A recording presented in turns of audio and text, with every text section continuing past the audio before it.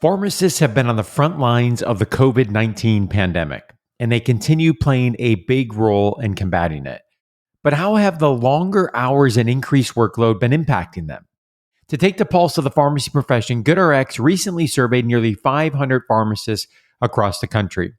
At the time GoodRx conducted the survey, pharmacists were in high demand to help Americans get vaccinated. See what your busy colleagues had to say about salary, job satisfaction, benefits, and more, and see how you fit into the larger landscape. To get this exclusive GoodRx report on the current state of the pharmacy profession, go to goodrx.com/YFP. Again, that's goodrx.com/YFP. The biggest barrier, I think, is your understanding or my understanding of what you're capable of. Because I think, like you said, you look into this chasm of, I don't know a lot of this information, and it can easily get in your way. You're listening to the Your Financial Pharmacist podcast, a show all about inspiring you, the pharmacy professional, on your path towards achieving financial freedom. Hi, I'm Tim Albrecht, and on this week's episode, I welcome Kelley Carlstrom, a board-certified oncology pharmacist who has found a way to leverage and monetize her clinical expertise to make oncology specialty training more readily available. We talk about her career journey as a clinical oncology specialist, what motivated her to develop oncology training opportunities through Kelley C. PharmD LLC, and how this business has accelerated her financial plan. Kelley, thank you for coming on the show. Thanks so much for having me. Really excited to dig into your pharmacy journey, as well as your business, Kelley C. PharmD LLC, and your upcoming launch of a really incredible course. And I was sharing with you before we hit record, our paths crossed several years ago when you were up in Northeast Ohio and I was up in Northeast Ohio. And as we will share throughout this episode, your career has really taken some interesting turns. And I love the mission and the work that you're doing as a trained oncology pharmacist to really help impact and provide those services to other pharmacists and ultimately to have a positive impact on patient care. So excited for this interview and getting it out to our community. I think they're going to find it really inspirational.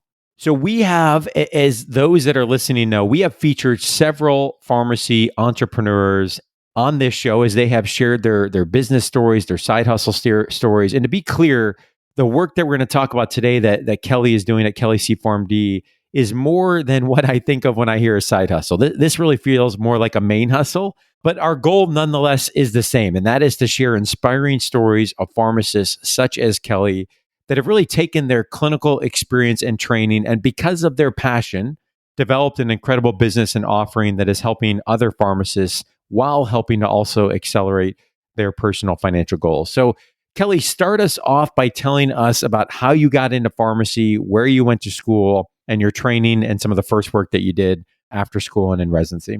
Sure. So I went to pharmacy school. I worked as a technician actually for a long time before pharmacy school. So I've been in pharmacy for a while. But I graduated pharmacy school in 2010 from the University of Colorado, and I moved to Boston for postgraduate residency training. So I did my first year at Beth Israel Deaconess, and my second year literally a stone's throw across the street at Dana-Farber Cancer Institute. Mm-hmm. After I did residency, I moved to Cleveland, of which I had never been before. I'd spent about 24 hours in an interview there and moved for a really incredible job.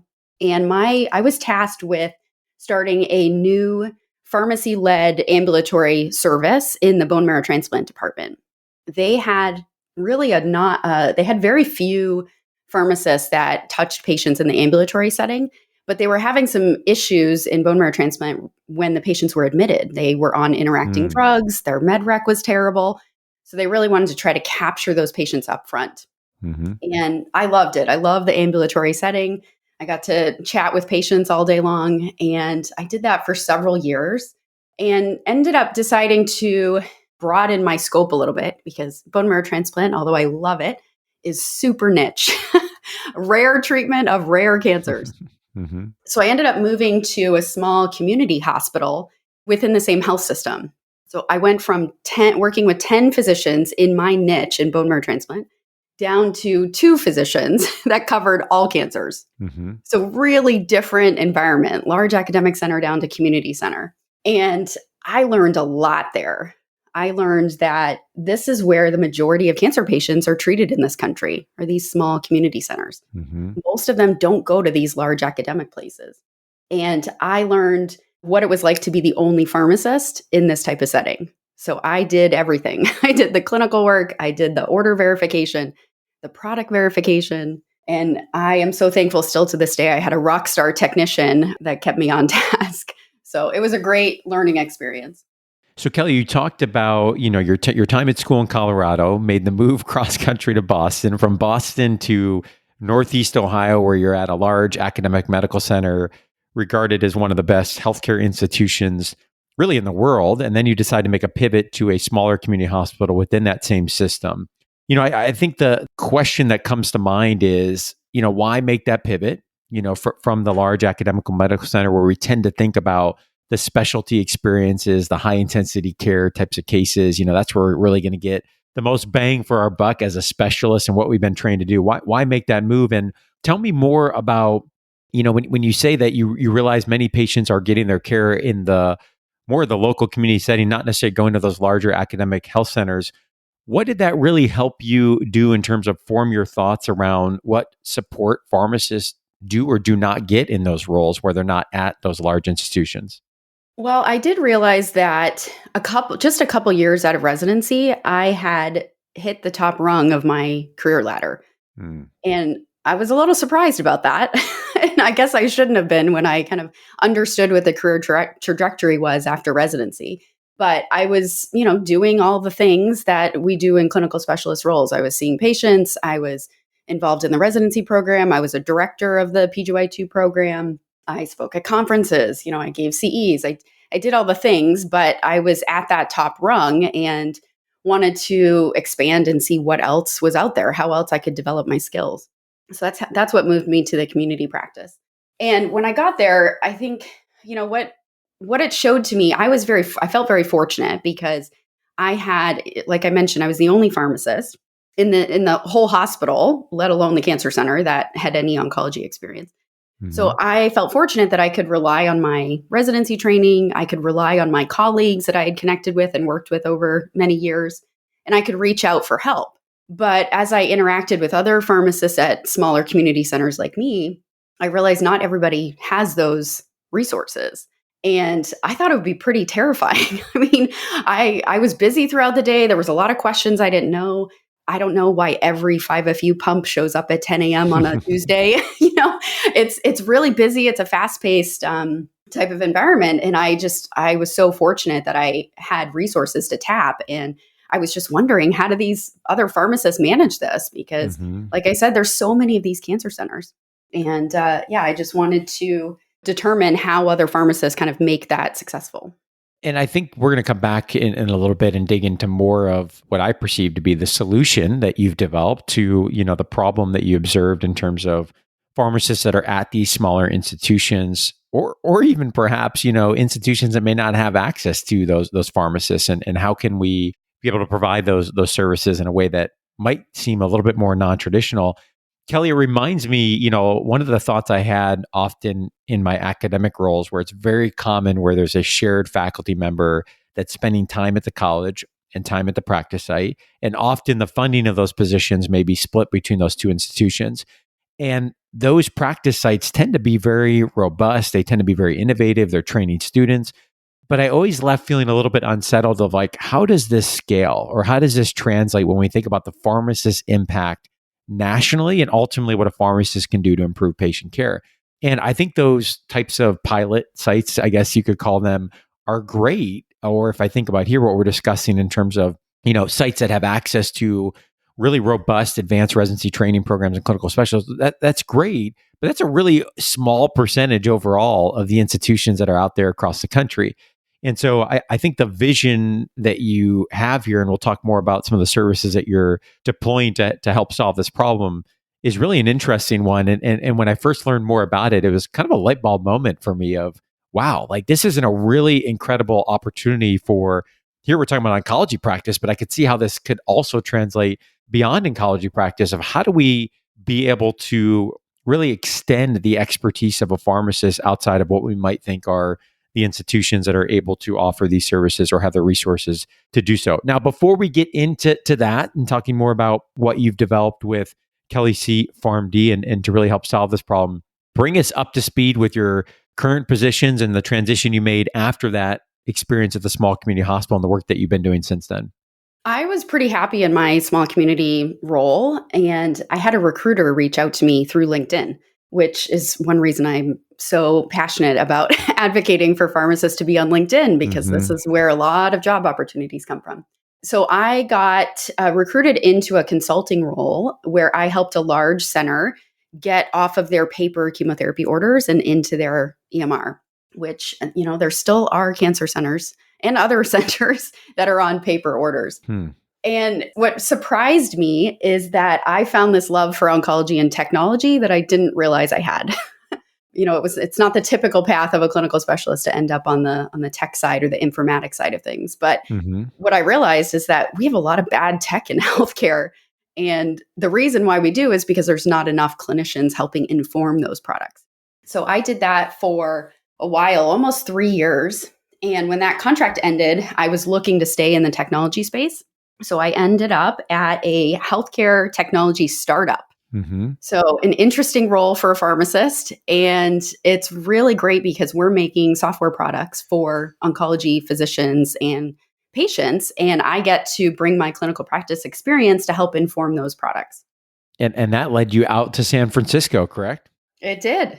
Yeah. So adding to the list, as we talked about, Colorado to Boston to Cleveland and so forth. So really cool. So on top of that role and that position that you're working in that startup, where you're able to really blend your passion and love for oncology with some more of the informatics technology side, I want to shift gears and talk about the business that you have developed, because I think it's a really interesting example and one that I'm excited to share with our community about how you've been able to leverage your clinical expertise and ultimately monetize that expertise while being able to provide value and a service to other pharmacists and ultimately the patients they serve. So Kelley C PharmD LLC, tell us about when it started, how it started, and ultimately what was some of the why behind getting this effort off the ground?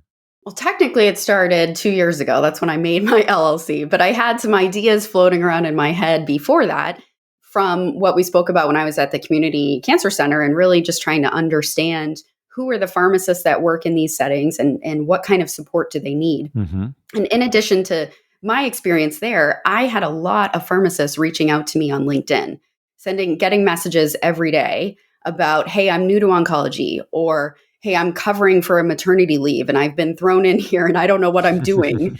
Where can I learn the basics of oncology? And so I sought out, I started researching. I'm like, okay, what hyperlinks can I give these people? What articles can they read? And there was nothing cohesive out there. I had to send people to a slew of different websites, and it just, there's nothing that was at the baseline level of what these pharmacists needed. So that's when I got an initial idea. But what really sparked it was I went to the Medipreneur conference 2 years ago, which is a conference for pharmacist entrepreneurs or other medical professional entrepreneurs. And it was great to be in a room with a lot of like-minded people that had big ideas and really just started chatting through what could this actually look like? What does being a business owner look like?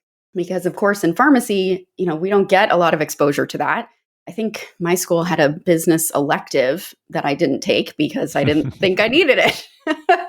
So, I don't know anything about business. So that's really when the process started. And from there, I just took a lot of really small steps of, reaching out to pharmacists and saying, hey, what kind of information do you need? And kind of gleaning more information. And it's, been growing since then. Yeah, and as I mentioned on the call before we hit record, this really feels disruptive to me in a good way. And I think one of the things you shared is that there's this idea in the profession that you can only work in oncology if you're residency trained, perhaps 2 years of training, board certification, and so forth. And that's just not true in terms of the number of people that are out there that are working in oncology practice without training that might not be getting support. And that could be situations like you mentioned of, hey, somebody's on a leave and I've been thrown into this role and I want to make sure I'm doing my job well as a pharmacist. And so how do I get up to speed? Or it could be maybe somebody who has been in a staff pharmacist role or maybe a general pharmacist role and they have this interest in oncology that's flourishing, and maybe they're out 5, 7, 10 years. And the idea of going back and doing some additional residency doesn't necessarily make a whole lot of sense. And so how do we make this more accessible and to get the support that they need? And one of the things I love, Kelley, from your website is that you say, my goal is to bring hope and optimism back to the pharmacy profession because everyone deserves access to specialty training that can transform their career. And that mission, I know our listeners know that I talk often about any good business is ultimately finding a solution to a problem that is out there and is one that people care about. And I think you really have, nailed this with a strong why and motivation behind what you're trying to do. So kudos on the vision and for taking, some of that risk to get this off the ground, even if that means not necessarily, following what would be a traditional path as we think about pharmacists in these roles.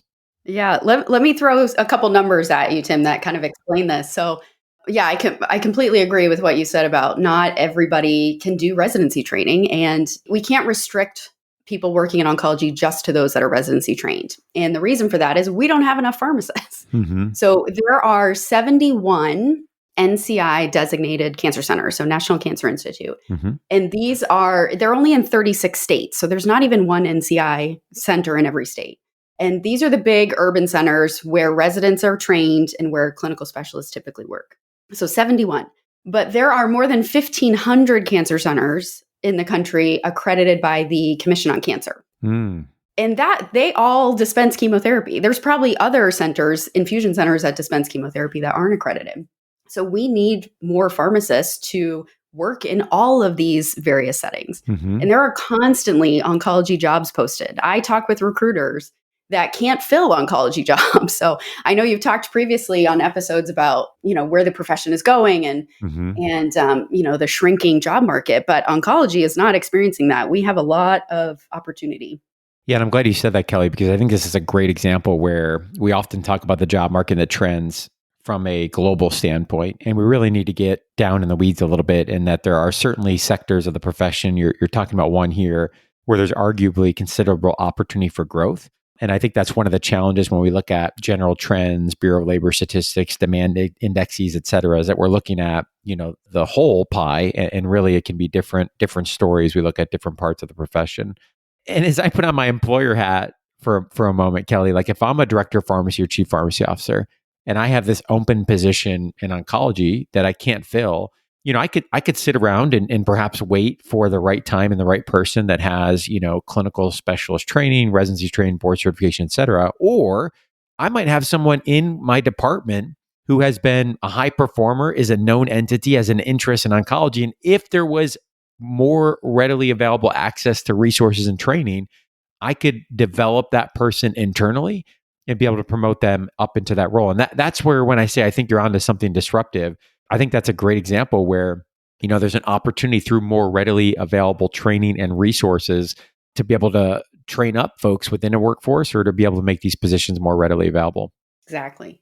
So talk to us more about the products and services. We've talked about the problem, right, that we've identified. You've talked a little bit about the why there's a need for this. So what does this solution look like? When we talk about readily accessible resources and training, talk to us a little bit more about the products and services that you currently offer, the focus of what you do on your website, and more specifically about the Enjoy Learning Oncology program, the ELO program for short, which is a new course that you're going to be launching soon.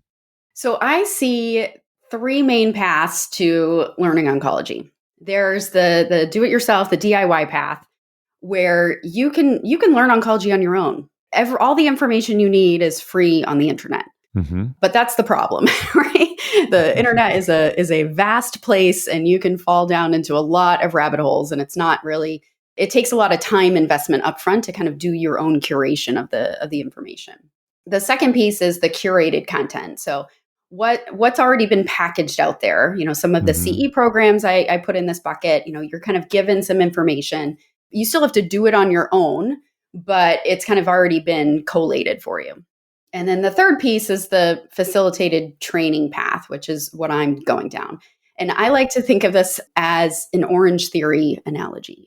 Yes, yes. Give us an Orange Theory analogy. Yes. So, I love Orange Theory, or I, went a lot pre-pandemic. And what I love about it is you just show up. You don't have to bring water. You don't have to bring a towel. You just get dressed and you walk in the door. and they tell you what to do. Go get on this treadmill, run at this pace, do this on the rower. And you still have to show up and do the work. You have to you have to burn the calories, put in the effort, but you don't have to spend time and effort thinking, what's my workout program going to be today, or Mm-hmm. tracking in your app how many reps I did. And I've modeled my program off of that, because you also have access to those experts in the class. You can say, "Hey, is my form good?" or ask a question about the rowing machine, or how fast should I be going? What's my speed? So my program, my ELO program, has three main components. And the component that I'm most passionate about is what I call the ELO Collaborative. So what this includes is a basics training program, so foundation of things like how to verify a chemotherapy order. Mm-hmm. It includes my Blueprint online course, which is a really robust program that has 20 plus weekly modules. And it goes through all the major diseases and a couple non-clinical topics. Mm-hmm. But what the collaborative does is it houses all of those in a bubble of access to experts. This is the biggest challenge I see, and what I've heard from pharmacists is, I can read all this material, but I have questions. I don't understand how these things link together. I don't know if this actually happens in real life. Just because it's in the guidelines doesn't mean it happens in practice. And so we need resources to be able to help direct people when they have questions. So how I do that is I hire other expert oncology pharmacists to support clients in my program. And that is Mm-hmm. through, you can ask questions weekly as you go through the content in my Slack channel. And then we have live office hours virtually where you can, pick the brain of an oncology pharmacist.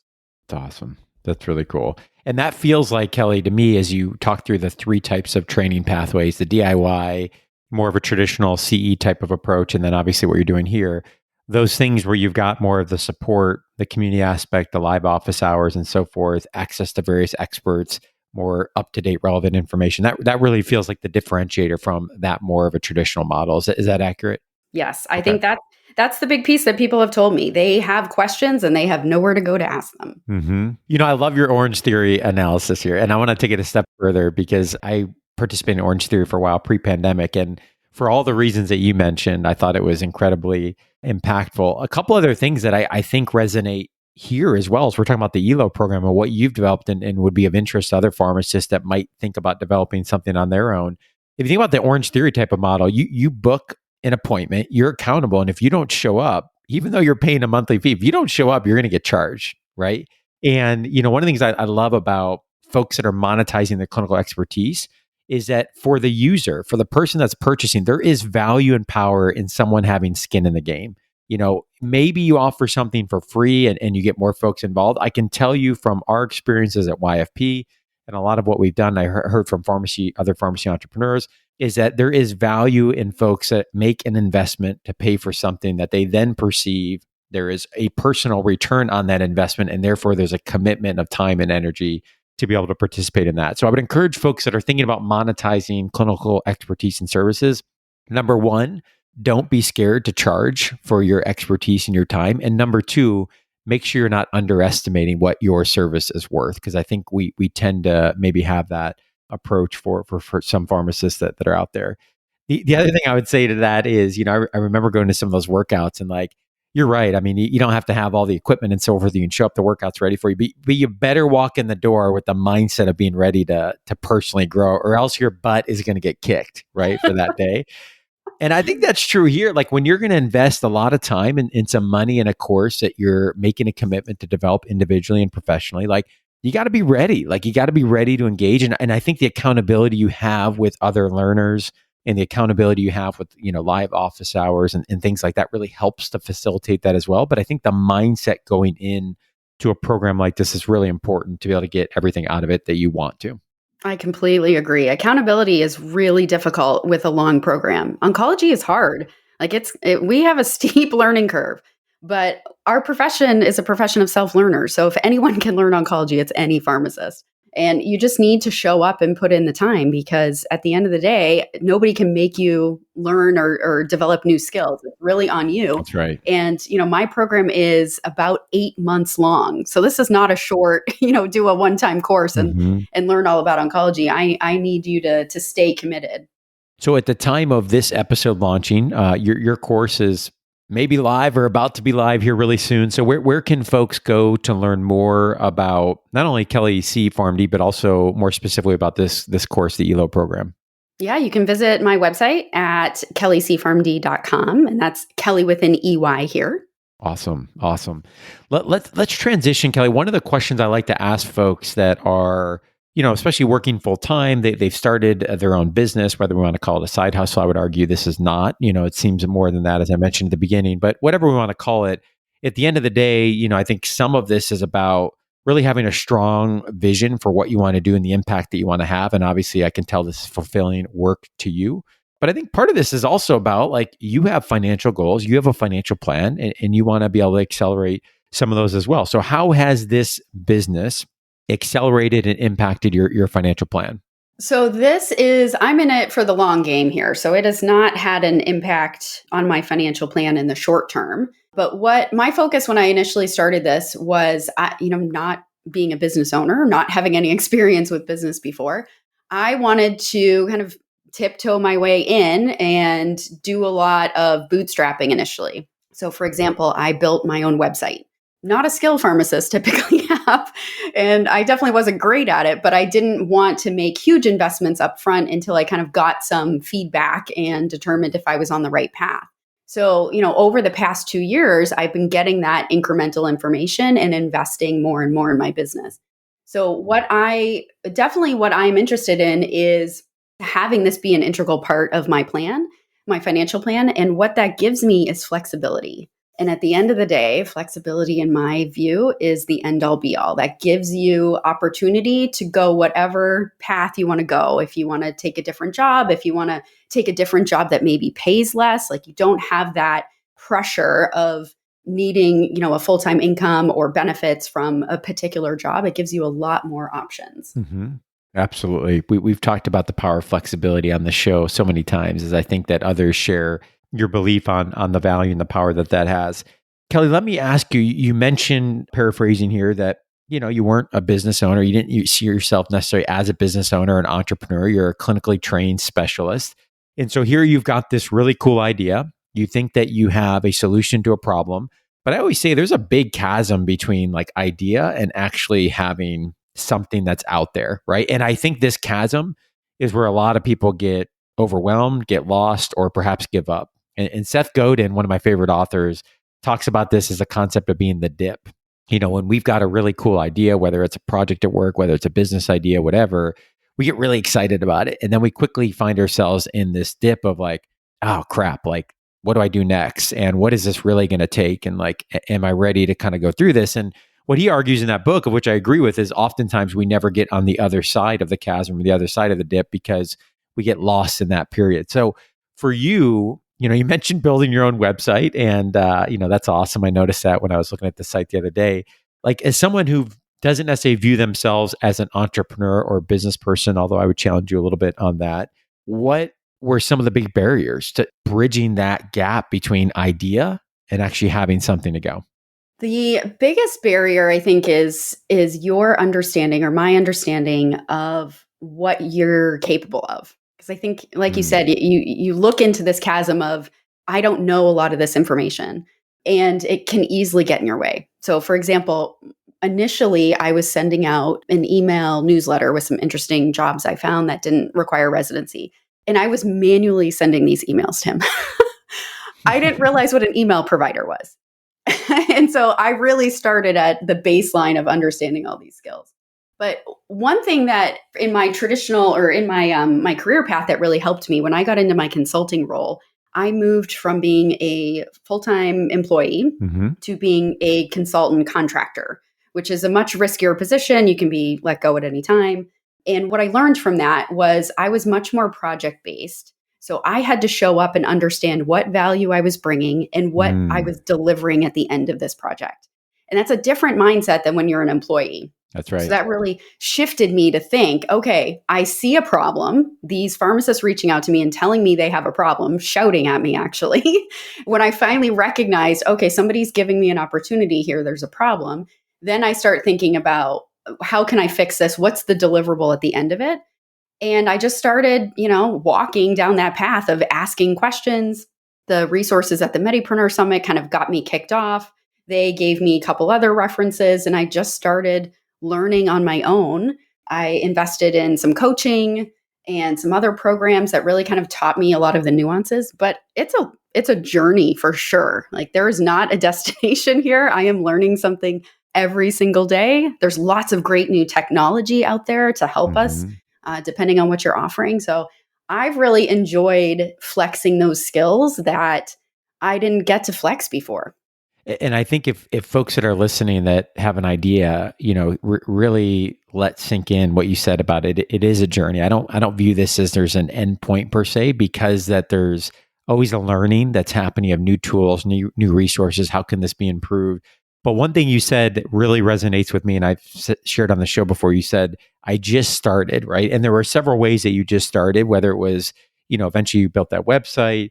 You mentioned engaging in coaching. You attended the summit, Medipreneur Summit, which sounds like had a big impact on kind of accelerating the idea forward. And one of my favorite books I've referenced on the show before is Start by John Acuff. And that was really instrumental for me as well of, okay, how do I get over some of these initial internal objections and fears and all these questions? And what's one thing I can do to get started? Even though like you will look back, Kelley, I know you will in 5 years.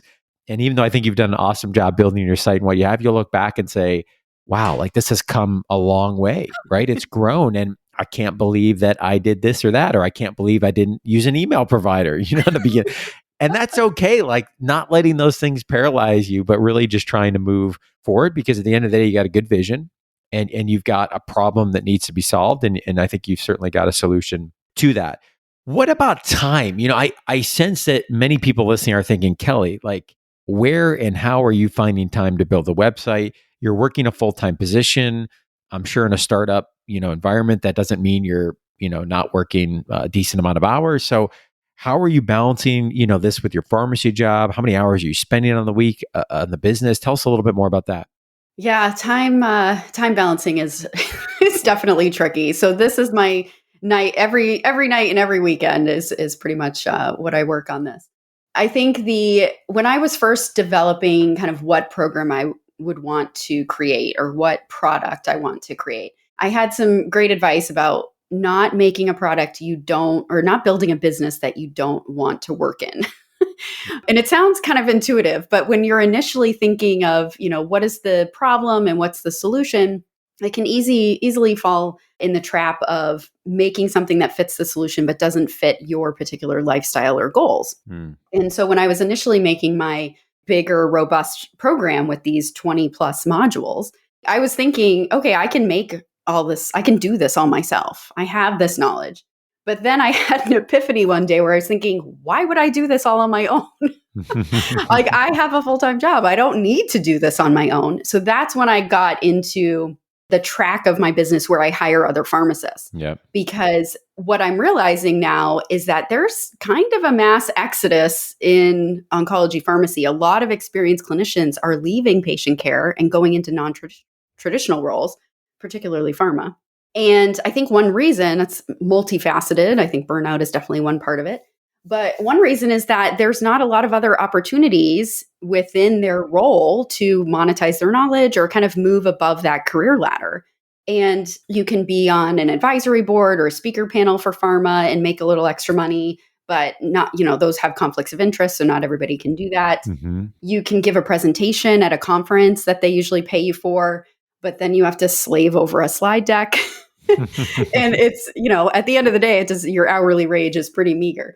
So, not only am I helping pharmacists learn this material, but I wanted to bring in these expert pharmacists and pay them for their knowledge to help support me. So I don't have to do everything myself. Mm-hmm. Staff your liabilities is one of my most important phrases lately. Hire out help. Absolutely. And I think those hires, Kelley, like it sounds like for you, I know we notice the same thing. Like in the moment, they feel really weighty, right? You're not only from a financial standpoint, but also, you're giving up some of that, control of whatever piece or part, but so instrumental to getting comfortable with that. And really at the end of the day, again, you've got a great vision and a big vision. And at the end of the day, like Kelley can only do so much to accomplish this vision, right? Mm-hmm. And so how does the business not necessarily become just Kelley, but it's about this accessibility of oncology specialist training to as many pharmacists that need it and that can get it out there. And that you might be the rate limiting step to that, to be able to accomplish that. And so, how do you be able to build the business in a way that supports other people helping? I said this before we hit record. I mean it genuinely, so I'm going to say it again. I was really excited about this interview. You've delivered on inspiring me, and I sense that's going to be true for many of our listeners as well that may have some ideas that are floating out there and maybe have not taken action on some of those and are ready to move those forward. Where can folks go, or what is the best place for folks to go to connect with you and to learn more about the work that you're doing? So you can learn more on my website, kelleysfarmd.com, but I would love if you would connect with me on LinkedIn. LinkedIn is my favorite place to hang out, and I think most pharmacists do not maximize LinkedIn to the fullest potential, and there's a lot of opportunity on there. So definitely reach out and send me a message. Great stuff, Kelley. And again, that's KelleyCfarmD.com. That's Kelley with EY, and you can connect with her on LinkedIn as well. We will put her information into the show notes. If you have a story and you're listening, you have a story that you think would make for a good episode on the podcast that either you're monetizing your clinical expertise or have knowledge of someone else that is, please reach out to us. And as always, do us a favor and leave us a rating and review on Apple Podcasts so more pharmacists can find the show as well. Thank you so much for joining and hope to have you back here again next week. Take care. Before we wrap up today's episode of the Your Financial Pharmacist podcast, a quick note from today's sponsor, GoodRx. Prospective pharmacists expect to make a sizable income after graduating. But what does pay actually look like? According to a recent GoodRx survey, the salary for new pharmacists is trending lower than they've seen in a long time. GoodRx surveyed nearly 500 new and experienced pharmacists across the country on salary, job satisfaction, benefits, and more. And while pay for new pharmacists may be down, 82% of full-time pharmacists at least reported receiving a benefits package. If you're curious about the current state of the pharmacy profession, get this exclusive GoodRx report emailed to you. Just go to goodrx.com/YFP. Again, that's goodrx.com/YFP.